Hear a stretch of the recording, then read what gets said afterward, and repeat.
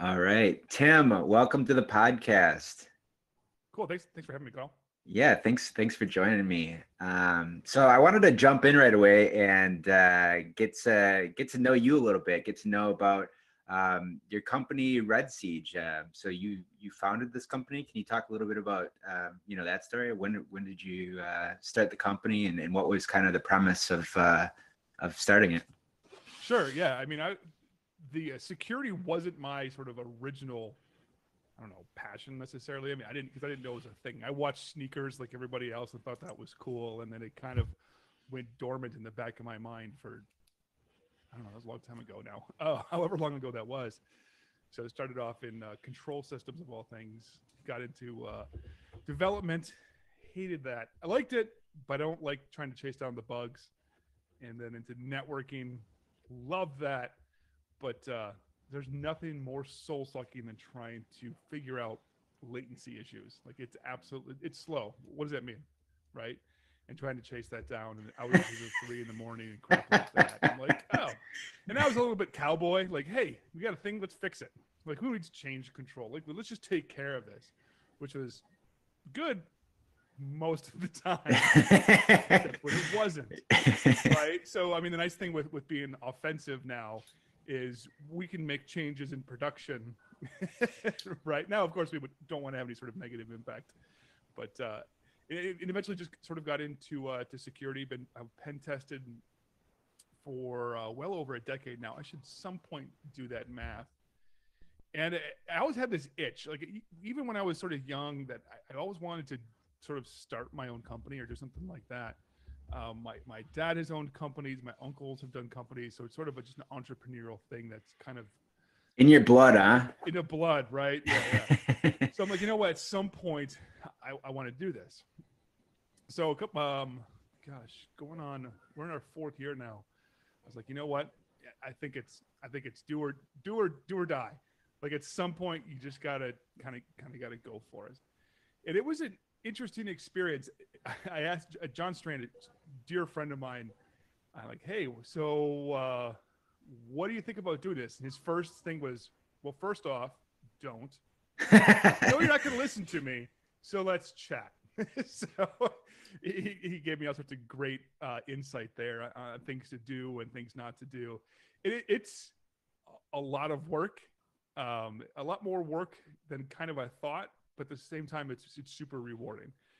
Um, it's sort of like your baby, and you're just kind of cultivating and growing this thing, and um, adding team members and getting some of the cool team dynamics and such. That has been tremendously fun, but it's also been hard. Like, small company, you're the person in charge, especially when you're really small. Like the vacation times are not like they were before, where you just Sure. disappeared for a week or two, right? Like that's not a thing. Um, so there's a little bit of checking in. It's we're getting big enough now where we can kind of take a little bit of extra step back. I can take a little bit extra step back because I've got some people who can step up and take care of a lot of that responsibility. So that's nice to finally start getting some of that breath, get a breather in there. But and it's and for been a fantastic. It's been a fun experience. Yeah, go ahead. for folks that don't already know, can you tell us a little bit about what Red Siege does? Sure. Yeah. So, company I founded was Red Siege. We do all kinds of offensive things. So we do pen testing. That means network pen testing, internals, externals, um, web pen testing, mobile, red teams, assumed breach, and some purple in there. So kind of all the offensive-ish or things really closely related to offensive security. So we, the term I always people ask, like, what do you do? Like, I'm a penetration tester, and then they giggle, and you're like, no, that's not a crappy pickup line, right? Like, I've heard all the jokes, so you can skip all those, right? But it's we do all the hacking, and it's a lot of fun. The technical challenges are a lot of fun, and then now more recently the business side is a tremendously enjoyable experience. So what made you take that leap of, it sounded like you were doing pen testing for another company for a while, and then you're like, you know what, I'm gonna do this. Like, what made you kind of go all in and say, I'm gonna do this?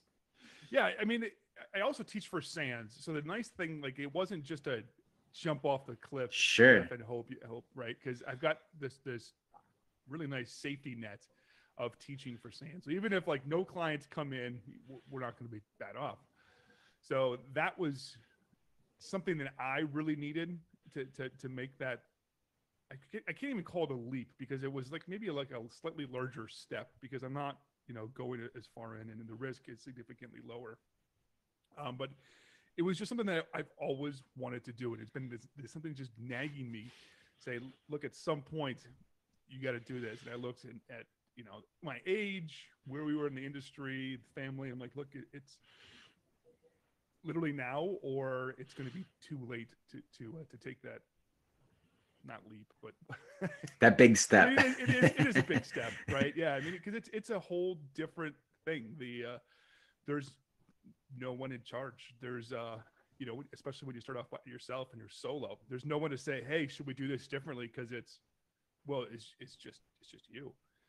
So you've got to kind of learn things on your own, figure some of those things out, find other smart people who are doing the same sorts of things, and talk to other people. I think where we've been successful so far, almost in spite of me, because I have a lot of smart friends who I can ask and learn from, and hopefully learn from their mistakes, learn from maybe from their missteps. And that's so much more important. That's not just business. That's just, frankly, life. Yeah. Right? But it was just one of those things I always wanted to do. And at the beginning, it was more difficult than I thought, because now everything's from scratch, right? Like, you write a report, there is no template. Yeah. You write the template. Hey, you got a finding? Cool. Every single finding is a completely new finding. Like, you don't have any of the basic, like, hey, out of date software. There's no copying and pasting from anything else. That is solely on you. So that spool up the contracting. Like, what does the contracting process look like? What do those documents look like? Right? Like, I wasn't fully aware of necessarily some of all. I knew the process, but I didn't have some of the paperwork. So we had attorneys to talk to, friends to talk to get things like the master service agreements and statements of work, and get those all fleshed out. And then, every once in a while, things go a little bit sideways. We're like, okay, time to update the contracts so that this doesn't happen again. So there's a whole learning process, and things are starting to get a little bit smoother now that we've knocked off a bunch of those rough edges with, not quite missteps, but maybe near misses, and things like that. And now we've got some of those processes in place, and templates that we've got, some basic processes in place. If I come across old software, I've got a template for that specific finding. It's not write this whole bloody thing from scratch. So the reporting's a little bit easier. Still plenty of work there, and still nobody loves reporting, but a lot easier. It's gotta do it. So when you called your friend and you said, hey, I'm going to start this company, and you said, Yeah. don't do it, but here's some advice. Yeah. Did he what were some of the takeaways? Was his advice good? Like, now, 4 years later, you're doing it. Like, did you take some pieces from him that were like, oh yeah, he was totally right on this, or maybe he wasn't right on these things, or maybe it was completely different experience than, the advice he gave you? Yeah. I mean, it was a lot. I mean, honestly, I kind of forgot what he said, because it was a little bit of a blur. So I used to go back all the time, like, hey, what's this? What do you think about this? One of the biggest, this one was kind of a leap, was hiring the first person, because now you go from, hey, it's just me, right? And if I sink this ship, I'm the only one on it, and I can figure out a way out, right? But now Mike was the first person on the team. Mike's now on the team. If this ship sinks, it's not just my family that goes down. I'm now taking somebody else down with me, and we keep adding more and more people. You're like, man, this boat's getting pretty heavy, right? And sort of that process of bringing people on board. And the most miserable experience is, I mean, given that we're a virtual company, is dealing with all of the different states. So like North Dakota has three, or is it North Carolina? One of the two. I forget if it's Corey's, and I think it's Corey's state. Yeah, North Carolina has like 3 different IDs that you have to use in these different systems. And then like North Dakota, you have to get workman's comp through the state of North Dakota, not from someplace else. But there's all these other little tiny things are like, oh my gosh, this just is soul sucking. And it doesn't help the business in any way, shape, or form. Right. So how many different states are you in? Man, Texas, Florida, North Carolina, North Dakota, Virginia. I think that's it. Huh. But, yeah, so, and then you got to go and research, like, okay, what are the things I have to do in order to do business in the state? And that seems like a lot of a lot of time sucks. I know. I mean, I had a startup, and I went through all that stuff too. Of like, okay, what filings do I got to do? Like, what things? Like, how do you set this thing up? And you know, we were able to find. There was a thing called Clerky that kind of helped us with, like, you know, setting up because we did a C corp. We you know, went a little bit, because like the idea was that, you know, in order to, like, we were going to want to raise money at some point. So in order to raise money, a lot of investors want to see a C corp. And we're like, oh, this is really complicated. You need a lawyer and all this. And we were lucky enough to find this Clerky thing that was like, you know, basically made it really easy to incorporate in Delaware, which is where all the startups incorporate because it's the easiest place to do it. So, but yeah, it's there's all these little things like that. And, you know, I was talking to a friend of mine who has a business with, he sells birds, like all different kinds of birds. And he was telling me about, you can have a black swan or you can have a white swan. You can't have a white swan, you know, but you can have a black swan, but not a white one, you know, like just like all these like weird rules in different states and all these types of things. And yeah, those are really difficult things to navigate. They should make it a lot easier. Well, because that was a thing that I'm like, I think that is the single most surprising thing, was the difficulty working across different states. Because I mean, Texas was relatively easy. We don't have a personal state income tax, so there was no, I didn't have to set that up, right? Not plenty of other states do, which that one wasn't necessarily hard. But then there's unemployment insurance and workman's comp, and I thought workman's comp, people will work from home, I don't need workman's comp. Well, that worked well until they got fined by the state of North Dakota for not having workman's comp because Mike works from home. And I mean, we eventually, and frankly, just relatively recently switched to a PEO, where technically we're all employees of this sort of intermediary that's owned by us and another company. Long story short is they just handle all the payroll stuff, because it's an onboarding, and it just makes my life, I mean, you pay for it, but realistically it saves money because of the time, and then healthcare. And then you can focus on what you do best. You know, you don't have to worry about that stuff. So that was one of the best pieces of advice that I got from John and from other people. He's like, look, delegate the stuff that you're not good at. Don't try to save $10 by trying to do something that you absolutely hate, right? Or whatever the number is. And I'm like, look, managing all these various states and paying all this, it's a pain in the butt. It doesn't help make the company better. It doesn't help with growth. It's a speed bump. Let somebody else take care of that. So, you know, we pay a little extra to have that PEO take care of it, but it's made my life a lot less stressful, and I can focus a lot more on the business, focus a lot more on the technical side as well. So if there's pen testers out there and they're listening to this and they've been thinking about, you know, like, maybe I want to start a company, you know, and they're kind of, you know, but they're comfortable in the position that they're at the company they're working for. You know, what kind of advice would you give to them and to help them make the decision on whether or not they'd want to, you know, start their company? Is there any kind of advice you'd have to anyone like that? Yeah, I mean, the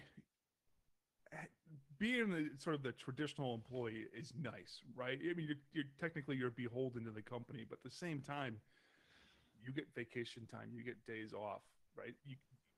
In some respects, that ease also means that it's, well, the responsibility shift is there a little bit. So now, like if I, especially back in the olden days, if I took vacation, there's no paycheck coming in, right? Whereas if you got a day job, you take some vacation, like the check still comes in. You take that time off and it's not there. You don't take care of all the little pieces. There's no one to necessarily kind of fall back on, right? Like I have plenty of friends who started their own business and then got behind on invoicing. I don't think it's fun, but that's literally the piece that brings in the money. Right. So now, like, I will jump on that as quick as possible. I don't enjoy it, but take that spoonful of medicine because that's how I pay myself and frankly everybody else, right?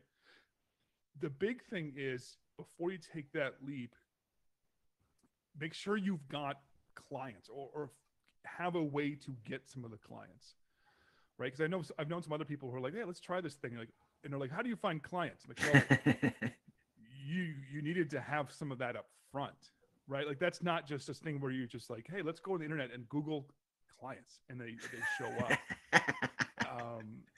Oh, it'd be great if it was that easy. Nice, yeah. What's that? It'd be great if it was that easy. Oh my gosh, right? It's Get not me as simple some as just clients. Google AdWords. Yeah. Again, I was fortunate enough to be in a place in teaching with SANS. There's a little bit of name recognition out there that helps. I had friends and I did some we did some subcontracting work. This year, I think we've done very, very little, but that's definitely sort of a transition as you oftentimes start off doing a lot of subcontracting work and then rolling into your own thing. But the subcontracting work, I mean, if the prime, if their business goes down, guess what? Who's the first person to go?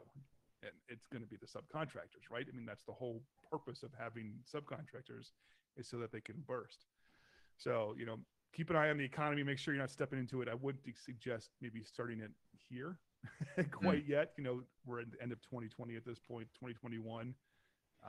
Could be a little bit of a downturn, but make sure some other advice I got both from John, from Ed Scotus, Kevin Johnson, and then other people who own their own companies is keep some money in the bank where if the company goes sideways for a couple of months, you can still pay yourself, pay everybody else.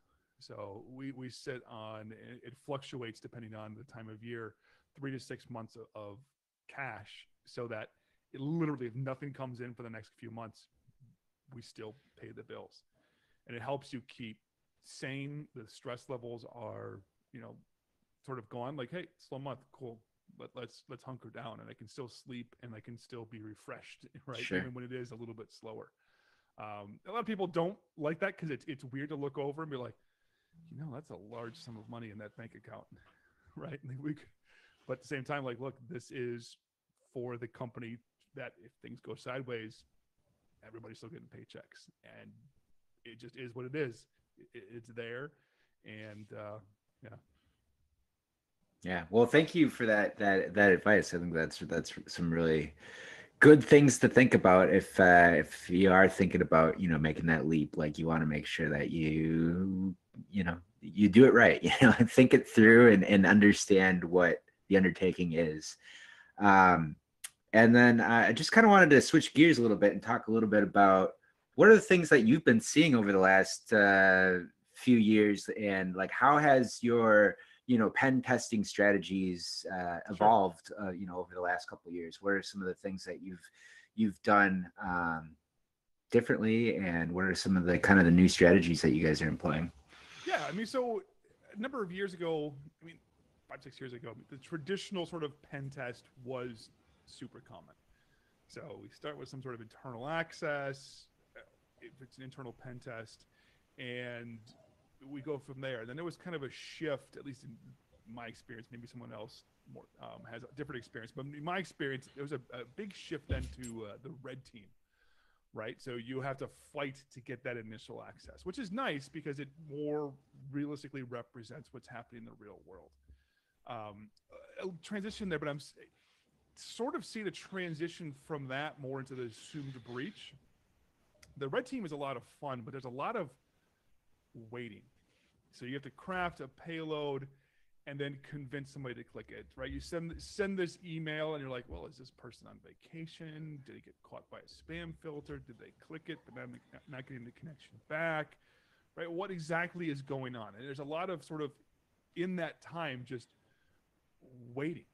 And even if it goes relatively quickly, it still can take a lot of time to develop those payloads, to get the evasions, to get whatever it may be. So in my more recent experience, in fact, I sort of steer people away from red teams to some extent, more to the assumed breach. Where like, look, let's just assume this thing hits. Right? At some point, someone's going to click on it. At some point, some bad guy, malicious actor out there is going to develop a payload, and it's going to hit.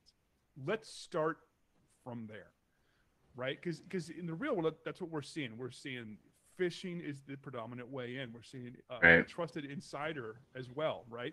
Which realistically is sort of the same for the assumed breach, right? We're starting with the access as a user, whether it be phished, whether it be a malicious user.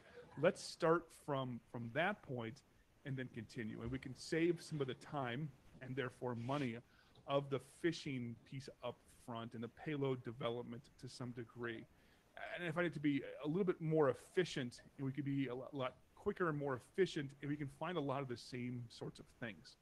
So we start with that access. And I think one of the other big things that we've seen over the years too is it used to be that the cool thing to do was to go for the extreme privilege. Like, hey, I want in, I want to get domain admin. I want to be the king of the entire network. And it's sort of a, I don't want to say maturity, but it's sort of a maturity in the pen test life cycle as you become a pen tester and move through it. You're like, you know what, that domain admin is useful, but it's more of a cool trick at the end because you can do a lot of the same sort of thing without necessarily having to get that extreme permission, those rights throughout the entire organization. You might land on, for example, an engineering person's computer, and that person has access to the intellectual property, those drawings. Well, as an attacker, the attacker no longer needs to move. They can just simply look. And we see time and time again that these file shares or whatever it might be have overly shared files where anybody inside the organization, right, Steve in accounting or Sally in marketing could just go to file share and be like, cool, let's grab a bunch of this stuff. And now you have a breach. Right now you're in the news. Have you lost everything? Absolutely not. Have you lost enough to be in the news? Yeah, maybe. Right? Or have some sort of negative impact or fines or something like that. So I think those are some of the other benefits to that sort of a assumed breach model. So when you do the assumed breach, are you still doing some of the red teaming stuff as well? Or is it just, you start out with kind of working backwards from there's a breach, what do we do now type thing? Or is it both? So we've had clients do both.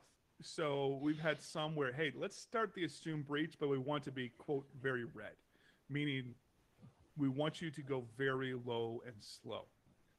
So we'll seed access to this particular system. We want to see, can our defenders detect as you move or as you exfiltrate, or lateral movement, attempt to log in, whatever it might be.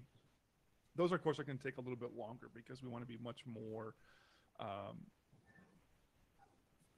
specific. I can't think of the right word. Much choosier on the exact commands we use and when we do them and how quickly we do them. Whereas others will do them fast, kind of like the pen test. We're like, look, let's rip through this to be as efficient as possible in an attempt to find a lot of these high risk findings, and deliver the report that shows the business risk. I think that one of the other big benefits with the assumed breach versus the internal pen test is traditional internal pen test. We set up on the network and we start scanning the network. At no point is the attacker going to be on the network running scanners across the network. It's too loud, right? And oftentimes, as we talked about, phishing or that trusted insider, they essentially start with access. So we're spending times a little bit misguided, at least in my opinion, with the sort of traditional test. Gotcha. And has there been anything new as far as attackers, like any ways in? I mean, you mentioned phishing, and I think phishing has always been like the number one way to get in is, you know, tricking a user into clicking something and then now they're in, right? Is there anything else that's like that's happened since, I don't know, since COVID, or anything that's newer out there that you've noticed over the last couple of years? Sure. The COVID has changed things dramatically because of the work from home. Mm-hmm. Many people were in the office and now they moved to home, which means remote access. And a lot of some organizations had no remote access, or a minimal remote access, or if they had it, it didn't scale to the degree that people needed. So, you know, the access mechanisms weren't there. The monitoring wasn't there for these systems. And we've seen people just like, hey, we've got this Windows server. Let's just set up remote desktop on the internet. And we're seeing a lot of bad guys just jumping on these Windows systems with remote desktop RDP, logging in, you know, try a couple of credentials, get in, and then game over. VPN, a lot more VPN users, right? The average person inside maybe a company, let's say a receptionist or something, they don't need VPN access, right? And plenty of other people who didn't need VPN access. Now, literally everybody does. So there's a lot more exposure there. Maybe some of those systems like, hey, let's move this to the cloud, move it online, and we don't have the security set and configured correctly, and there's additional exposure there. So we're seeing a lot of that, and we saw, of course, a lot of the phishing emails around COVID. Now that I have a personal opinion, like, yeah, you know, the attackers are doing that, but if I'm doing a phishing exercise, there's a ethical and moral boundary where I'm like, you know what, using that for our phishing exercise doesn't seem right? Where, in my personal opinion, do no harm. And if I'm causing someone to not take the proper safety precautions, even though it's for the good of the test, it doesn't sit well with me. Sure. Yeah, that's really interesting. People just spinning up the remote desktops and on the internet, and I guess so. Yeah, I guess there is a lot more exposure with more people connecting from home. Is there easy things that companies can do to mitigate this, or I mean, it kind of seems like you have to make sure you have a good plan in place to make sure that you're thinking about all these security issues that, you know, could potentially happen, right? Yeah, and that's the problem is, given time, people probably could have planned better, but it was literally like, you know, a Thursday or whatever it was, and they're like, boom, tomorrow we go online, right? And so there was no time to plan. So it was, get this thing in and then we'll plan afterwards. And they try to shoehorn this stuff, and then once it's up, now trying to switch it to the right way is more difficult. And then another piece associated with that too, if I'm all of a sudden setting up additional VPN for people, maybe initially everyone had two-factor. Well, now I've got a whole bunch of people who didn't have VPN. Maybe I don't have tokens for them. They don't know how to use them. They don't have it. So we've got, you know, maybe a step back in security as we start to distribute some of those extra tokens to people. So it was a interesting change. It was kind of beautiful though to see some of the adaptation by people to get ready. But at the same time, I mean, it's brutal, right? People are still getting their sea legs in this whole thing, trying to still get, you know, remote and cloud and whatever it might be set up to service their users and their customers. Yeah, no, it's been really interesting. I know my wife was telling me, like, she's like, it would have taken our company like 4 years to figure out how to do remote stuff, but we had to figure out how to do it in a week, you know, like, so people had to adapt quickly, and they had to, and as a result, sometimes there are those missteps, and you can't think of everything, right? So it's, you know, you do what you can with what you got, and but, you know, now that we kind of ripped the Band-Aid off, now is the time to make sure you go back and, you know, dot your I's and cross your T's and all that, right? Well, it's some of the other interesting pieces there too. Like, I saw a bunch of stuff, I think a little bit less so these days, but I had companies asking me like, well, how do you keep an eye on your employees to make sure they're getting their work done? And they wanted essentially spyware on the systems to make sure, like some I heard about would like look at the webcam or the camera on the laptop and see if somebody's sitting behind the desk. And there's much deeper issues than the security issues, right? And sort of my model, I mean, we've been virtual since the company started, and I've been remote for a decade now. And it's a different management style, it's a different work style, and you have to look, is there output? There's no output, they're not doing their work. Right. Exactly. Other people are like, is your butt in the desk? Right. I don't care if your butt's in the desk. If you're getting your job done in a timely fashion, I don't care if you have your butt in the desk, right? And when people sort of move to that model, it's a little bit different. Like I got one of my guys who loves to go hunting and fishing and go for walks, and he'll middle of the day pop smoke, but then he'll work in the evening or whatever, just because that's what he loves to do. Another guy who likes to travel, maybe in the after times, he'll pop into random country and do some work from there, because it doesn't matter. Like just get the work done. But we see a lot of those sort of old ideas of, I can stick my head out of my office and gaze upon the people in the cube farm, and if they're there, they're working, or they're not.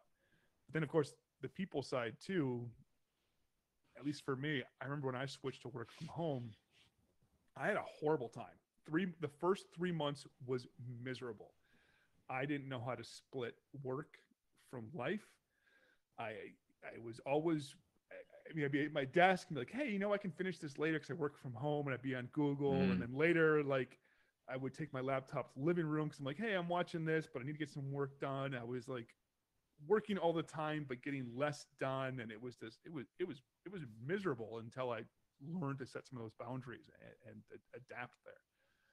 Right. So it's been interesting. That's for sure. Yeah, it definitely has been an interesting time, and we've all had to deal with it and adapt, and yeah, so we'll see what happens and how much of this will carry over till after there's a vaccine, and how much remote stuff will probably. I mean, a lot of people I think are finding that some of it's working, and so I think a lot of it will stick around, but it'll be interesting to see how this kind of changes our work styles and all that kind of stuff. Well, I'm wondering that too, because I think that's going to be fascinating to see. Like, I wish I would have thought about it months ago and invested in like I don't know what you call them, but remote workplace, right? Like the place where a bunch of people can come. Like, you grab your laptop, you show up at this place. They got like a cube and desks and chairs and coffee place, and you could work there and simulate the office. Because I think, as you said, you're going to see a lot more of that. We're seeing sort of this migration from expensive areas of the country to quite literally anywhere else. Yeah. Right. And I think that's going to be an interesting transition. And I'm kind of curious how that kind of plays out long term. I mean, I expected that to happen at some point, but this is definitely a fast forward button. Like, hey, we're making this change now, and I don't know if we ever go back. Right. Yeah. It's definitely accelerated the way that we've I think I heard like I thought this was an interesting thing that and it was, I think the CEO of Airbnb, he was talking about how he thinks in the future people will spend their work on their screens, but do their leisure time away from screens and doing more travel and stuff, because everyone just like works on a computer all day, and there'll be less people less watching TV and Netflix and stuff, and more getting out and doing stuff. It's kind of flipped. So you go to leisure and you come home to work, kind of thing. And I was like, that's an interesting flip flop of the way that we do things. You get home from work and you turn on the TV versus like, I've been looking at a TV all day, I need to get away. So I thought about that aspect. Yeah, that's interesting. I mean, one of the things, like, for me, was switching to the remote is, after I finally developed some boundaries, like, we could go on. This was still, well, actually, that was a long time ago. But like, even starting the company, it takes a lot of work to get this thing going, but we could go places, and everyone's in bed, like, hey, let me crank out this report real quick, and then let's go to the beach during the day. And then everyone's taking a nap in the afternoon. let me get through a couple of these things. So I mean, I wasn't working full time, but I was still able to get some of those sorts of things done.